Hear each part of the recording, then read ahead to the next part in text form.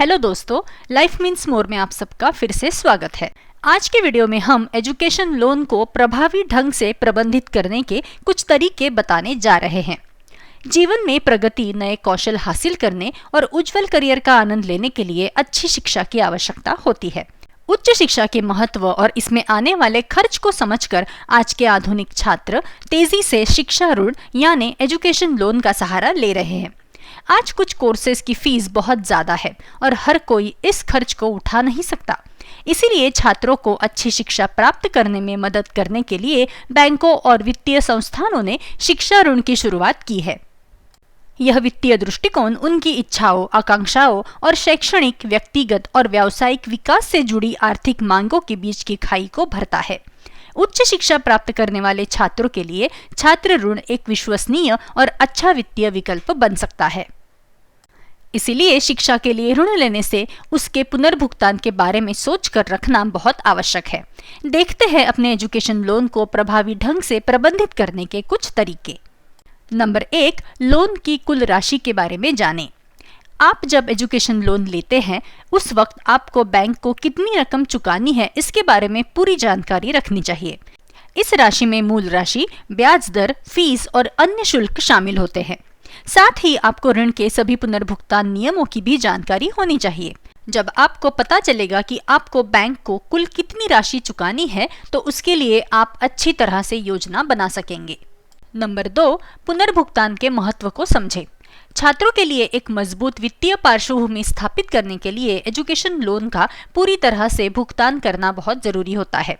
इसलिए छात्रों के लिए वित्तीय नियोजन के मूल सिद्धांतों को समझना आवश्यक हो जाता है, जिससे वो लोन के भुगतान के लिए अच्छी रणनीति बना सके। पुनर्भुगतान के महत्व को समझकर छात्र अपने जीवन में कुछ अच्छे वित्तीय ध्येय बना सकेंगे और उन्हें पूरा कर सकेंगे। नंबर 3, सही योजना का चयन करें।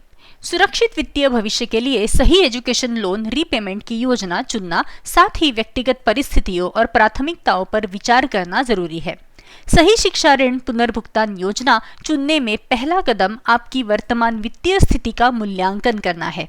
अच्छी तरह से बजटिंग करने से छात्रों को यह समझने में मदद मिलती है कि वे अपने लोन के भुगतान के लिए कितने पैसे खर्च कर सकते हैं और अपने व्यक्तिगत खर्चों के लिए कितने पैसे बचा सकते हैं।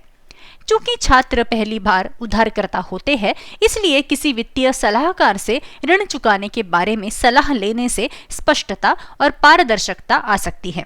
एजुकेशन लोन के लिए EMI कैलकुलेटर एक आसानी से उपलब्ध ऑनलाइन टूल है जिसका उपयोग करके छात्र EMI का तुरंत अनुमान लगा सकते हैं। इससे पुनर्भुगतान राशि चुनने में सहायता मिलती है। नंबर 4, लोन से संबंधित दस्तावेज ठीक से पढ़ें। रीपेमेंट की अच्छी योजना चुनने के लिए लोन से संबंधित सारे डॉक्यूमेंट्स के बारे में अच्छी तरह से समझना जरूरी है। छात्रों को लोन से संबंधित सभी दस्तावेजों, शर्तों और विवरणों का गहन अभ्यास करना चाहिए। सबसे प्रभावी पुनर्भुगतान योजना तैयार करने के लिए ऋण राशि, कार्यकाल, पुनर्भुगतान विकल्प और EMI जैसे महत्वपूर्ण तत्वों के बारे में बैंक या वित्तीय संस्थाओं के साथ चर्चा में शामिल होना आवश्यक है। नंबर 5, EMI की अच्छी योजना बनाएं। आपको ऐसा EMI प्लान बनाना चाहिए जिसका भुगतान आसानी से किया जा सके। इसमें आप EMI राशि कम रखने और अपने ऋण की अवधि को बढ़ाने का विकल्प चुन सकते हैं, या उच्च EMI का भुगतान और अवधि को छोटा करने का विकल्प भी चुन सकते हैं। आपको EMI पर अधिक पैसा देने के लिए तभी तैयार होना चाहिए जब आपकी कमाई अच्छी हो और आप इसे अच्छी तरह से मैनेज कर सके। नंबर 6, लोन डिफॉल्ट होने से बचें। एजुकेशन लोन को चुकाने में बाधा ना आने दें, जिससे आपका लोन डिफॉल्ट हो सकता है और आप परेशानी में आ सकते हैं। इस वजह से आपके क्रेडिट स्कोर पर असर पड़ेगा और भविष्य में आपको लोन मिलने की संभावना भी कम हो जाएगी। इसलिए जब भी आप अपने शिक्षा ऋण के भुगतान की योजना बनाते हैं तो आपको इस तरह से योजना बनानी है कि आपकी डिफॉल्टर बनने की संभावना लगभग 0% हो। और अगर आपको लगता है कि आप समय पर अपने ऋणदाताओं को पूरी राशि वापस नहीं चुका पाएंगे तो आप किसी सह उधारकर्ता के साथ शिक्षा ऋण के लिए आवेदन कर सकते हैं। नंबर 7, अन्य ऋणों का भुगतान करें। शिक्षा ऋण लेने से पहले उधारकर्ताओं को सलाह दी जाती है कि वे अपने पिछले सभी लोन को चुका दें।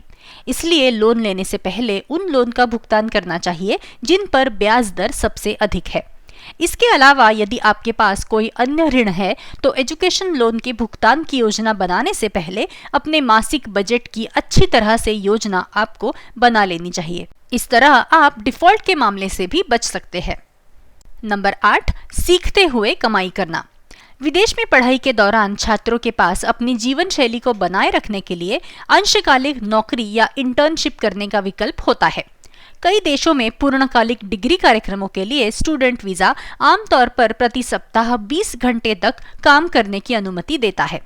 यह छात्रों को मूल्यवान जीवन कौशल सीखने, खर्चों का प्रबंधन करने के लिए, कुछ अतिरिक्त पैसे कमाई करने और भविष्य के ऋण भुगतान के लिए एक छोटा सा हिस्सा बचाने में सक्षम बनाता है।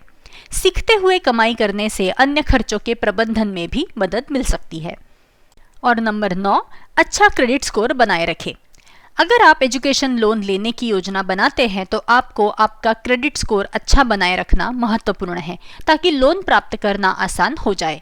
यदि आप समय पर अपना ऋण चुकाते हैं तो आप भविष्य में परेशानी मुक्त तरीके से ऋण प्राप्त कर सकेंगे।